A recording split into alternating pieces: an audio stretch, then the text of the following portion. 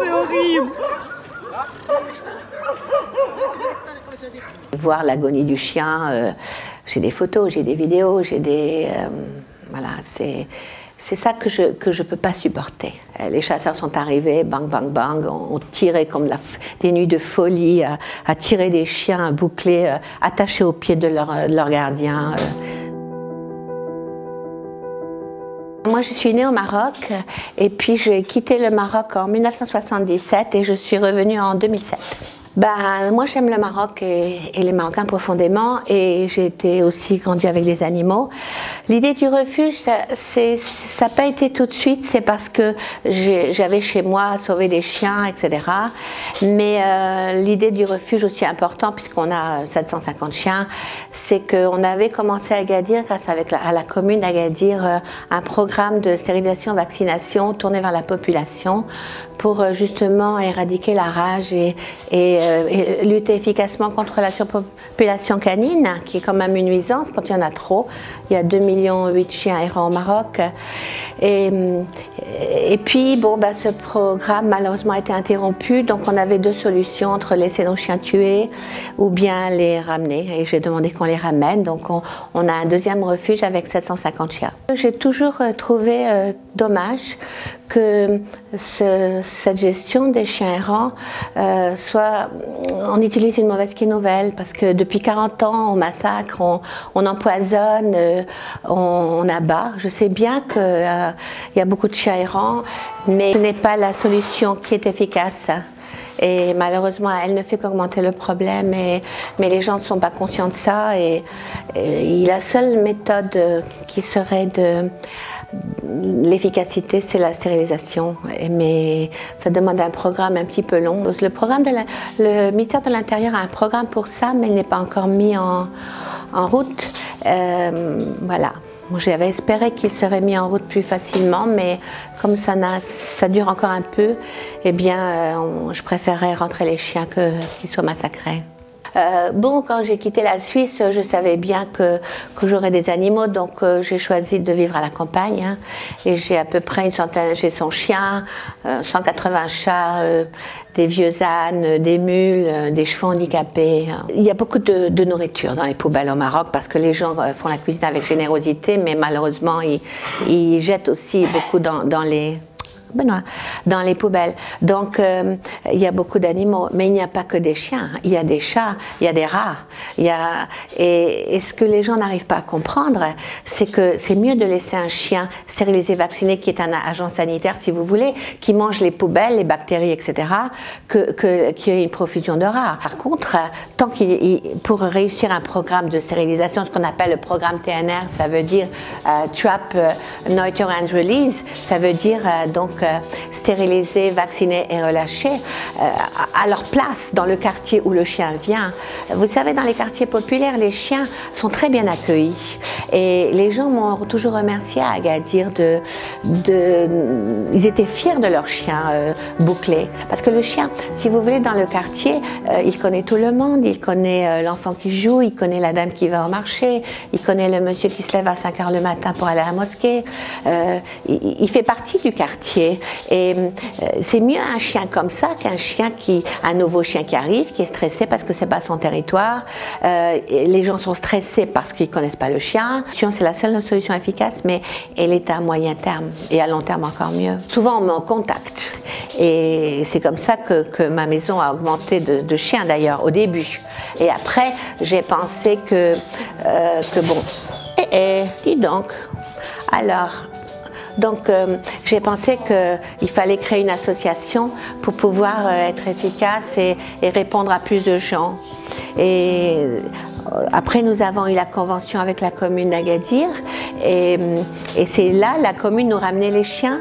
On les faisait par le vétérinaire bien sûr, déparasités, stérilisés, vaccinés et on les relâchait à l'endroit d'où ils venaient. Et puis après le programme a été stoppé par les autorités locales et donc les chiens, c'est pour ça qu'on a une tsunami de chiens et qu'on se trouve avec un refuge de 750 chiens. L'abattage, si c'est bien fait, c'est peut-être moins cruel que l'empoisonnement. L'empoisonnement, c'est horrible. On éclate de partout, c'est une horreur. Ça donne une mauvaise image du Maroc et des Marocains, et les Marocains ne sont pas comme ça. En 2002, on abattait 40 000 chiens au Maroc. Il y avait 2000 morsures, parce que les chiens qui sont mordus, bien sûr, doivent être vaccinés plusieurs fois par les bureaux d'hygiène. Ça coûte beaucoup d'argent aussi. Et puis c'est très triste hein, d'être mordu.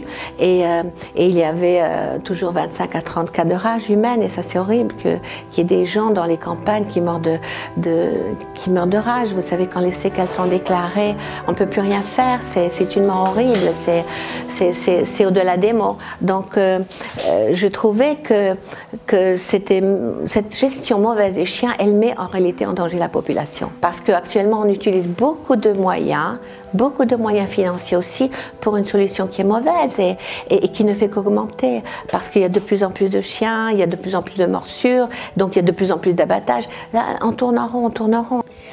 Vous savez, le problème, c'est la relâche des chiens. Si vous stérilisez les chiens, c'est que les gens ont du mal à comprendre. Moi, je comprends bien que pas tout le monde a été élevé avec des animaux. Je comprends que le chien, il y a encore quelquefois, les gens ont peur. Il y a un manque de sensibilisation.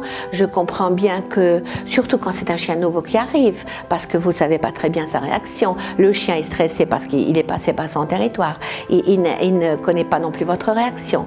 Mais je trouve que c'est pas bien, c'est pas bien. Je suis triste, vraiment, je suis triste que cette méthode continue à perdurer. Le ministère a promis d'intervenir et il travaille sur ce programme, mais bien sûr il y a beaucoup d'acteurs dans ces programmes. Il y a la loi aussi qui malheureusement qui est difficile parce que actuellement au Maroc, seuls les vétérinaires privés peuvent opérer, pas les vétérinaires d'État. Or, dans chaque commune, il y a un vétérinaire d'État. Ça coûterait moins aux communes parce qu'une stérilisation, ça coûte aussi de l'argent. En ce qui concernait le programme de stérilisation, nous avons eu une subvention de la commune d'Agadir qui a payé les stérilisations. Après, vous savez, quand on fait un programme comme ça, c'est un genre de dispensaire et il faut quand même accueillir les chiens, les déparasiter, les amener chez le vétérinaire et après les garder au moins 5 jours pour la cicatrisation. On ne peut pas les stériliser malheureusement et les relâcher sur la route. Donc il faut du personnel, il faut les nourrir. Bon, là on avait une subvention de la commune d'Agadir qui a été formidable. Actuellement, nous on ne veut plus de cette subvention puisqu'on ne veut plus qu'on nous ramène des chiens. Avec 800 chiens dans un refuge, on a un budget énorme. Seulement le budget de nourriture et de personnel, ça dépasse les 70 000 dirhams. Après on a les soins, les revaccinations, encore des stérilisations, des derniers chiens qui sont arrivés. Et bon, maintenant, les subventions, on n'en a plus du côté de la commune. Et donc, on a des dons qui arrivent de l'étranger, de la fondation suisse Tierbotschafter. J'ai sauvé plus de 1000 chiens. Je suis très heureuse de voir que des propriétaires de chiens vont faire stériliser leurs chiens, ne les jettent plus les chiots dans la rue. Et je voudrais que de plus en plus, parce que c'est encore un peu une histoire de prestige maintenant, si on a un chien, il faut avoir un berger allemand, un Rottweiler ou un Chihuahua, mais on a devant la porte des chiens merveilleux qui ne demandent qu'à vivre et on n'a pas le droit de les massacrer. Ça c'est aussi contraire. Ce sont des vies. Je crois que le Dieu nous a mis sur terre, nous, les animaux. Si on les aime pas, il faut les respecter, mais il ne faut pas les massacrer. Vous savez, moi je suis sur le terrain depuis longtemps et je veux tout savoir. Je suis même allée avec les gens qui empoisonnent les chiens, envoyés par le bureau d'hygiène de la commune. Ils font leur travail. Je suis même allée pour voir comment ça se passe et voir l'agonie du chien. J'ai des photos, j'ai des vidéos, j'ai des... voilà, c'est ça que je peux pas supporter. On a même vécu si vous voulez, c'était l'extermination des chiens de la côte d'Agadir par des chasseurs qui avaient été payés et qui ont abattu des chiens bouclés qui avaient été financés par une fondation suisse. Et justement, il y avait vraiment, c'était bien régularisé, toute la côte était gérée, il y avait des bénévoles, ils surveillaient les portées, on stérilisait, etc. Et puis bon, voilà, les chasseurs sont arrivés, bang, bang, bang, on tirait comme des nuits de folie, à tirer des chiens bouclés, attachés aux pieds de leur gardien. Oh mon Dieu, c'est horrible!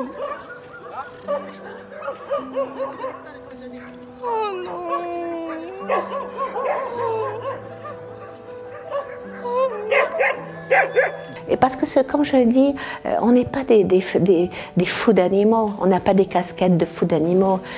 Il y a un problème, il faut aider la population et il faut faire quelque chose aussi. Qu'est-ce que je pense des gens qui ordonnent l'abattage des animaux errants? Je leur dis, écoutez les spécialistes, écoutez les spécialistes. Je pense que les Marocains sont de plus en plus touchés à cette cause animale.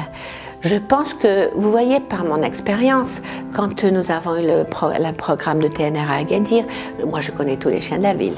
Je me promenais beaucoup parce que je surveille les chiens, etc.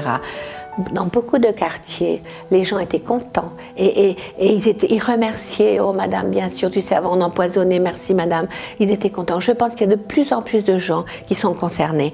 Je pense que les gens qui ne sont pas concernés, c'est parce qu'ils sont ignorants. Ils sont ignorants. Ils pensent que tuer les chiens, c'est la baguette magique. C'est pas la baguette magique, c'est une baguette qui se retourne contre vous. Je pense qu'il faudrait faire plus de sensibilisation. Ce que j'aime beaucoup dans les Marocains, c'est quand on explique quelque chose, ils comprennent et ils s'adaptent. Ils n'ont pas la tête dure, vous voyez. Et je crois que si on expliquait, s'il y avait plus de sensibilisation, plus de communication, si on expliquait aux gens que c'est absolument nécessaire actuellement de laisser des chiens bouclés, stérilisés, vaccinés dans les rues, bien sûr en réduisant les poubelles, parce que, et ça il faut aussi travailler sur la gestion des poubelles, et ça c'est un grand programme, je crois que les gens comprendraient. Et aussi, un chien stérilisé est un chien calme. Mais maintenant, il faudrait aussi dire aux gens qu'un chien, c'est un animal. Si on le poursuit, qu'on le coince, qu'on lui jette des cailloux, qu'on le frappe, il peut mordre, même s'il est stérilisé et vacciné. Mais normalement, il faut laisser un chien tranquille. Il faut laisser un animal tranquille. Il ne vous regarde pas, il ne s'occupe pas de vous, laissez-les tranquilles. Dans notre région, il n'y a pas beaucoup de Marocains qui adoptent encore, non, malheureusement. Mais on trouve des fois des grandes fermes pour les placer. Mais la chose, c'est que peut-être moi je suis un peu difficile. Je veux que le chien, quand il sort de chez nous, c'est pour un avenir meilleur. C'est pas pour être attaché, enchaîné ou sur une terrasse. Je veux pas ça, voilà. Et vous savez que les chiens d'élevage sont croisés et recroisés et recroisés, des fois un peu dégénérés, donc ça fait un chien dangereux. Regardez le chien des enfants, le labrador, c'est le chien qui mord le plus en France. Alors que le chien des rues, il est bien équilibré. Il est bien dans sa tête, il a été croisé, recroisé, mais pas dégénéré, si vous voulez. Et nous, on a un chien, qui est un chien des rues d'Agadir, de Talboche, qui a été adopté, que j'ai fait adopter. Et la dame, elle a passé des examens avec lui, donc c'est un chien thérapeute, c'est un chien qui a eu la meilleure note de chien thérapeute. Il est chien d'avalanche, il est chien thérapeute, il va dans les centres d'autistes, d'handicapés mentaux, il travaille avec sa propriétaire et c'est une star, si vous voulez, et c'est un chien des rues. Il est rentré chez nous, il venait toujours me voir et il se couchait devant la porte, il demandait rien. Et puis comme il y avait des empoisonnements à l'époque, tous les jours je me disais oh là là, je ne vais plus le revoir demain. Et puis au bout de quelques semaines j'ai craqué, je l'ai amené à la maison et puis voilà, je l'ai préparé, il a eu tous ses documents, il est parti et voilà, il s'est révélé alors qu'il avait déjà 2 ans d'être un chien exceptionnel. Mais franchement, c'est pas parce que moi je suis très fière de mes chiens, mais ils sont exceptionnels. Je dois dire, ils ont des capacités, ils sont gentils, ils sont gardiens. Mais moi, mon message, c'est plutôt vers les décideurs, s'il vous plaît. S'il vous plaît, arrêtez cette situation, cette solution qui est mauvaise. Prenez ça en main. Je pense qu'il y a beaucoup de gens qui sont sur le terrain, qui pourraient aider. Il y a quand même beaucoup de professionnels, il y a des gens qui connaissent parfaitement le dossier. Je comprends que c'est un programme énorme, que c'est un programme de sensibilisation, de gestion des poubelles, d'attraper les chiens, de les amener chez les vétérinaires et tout.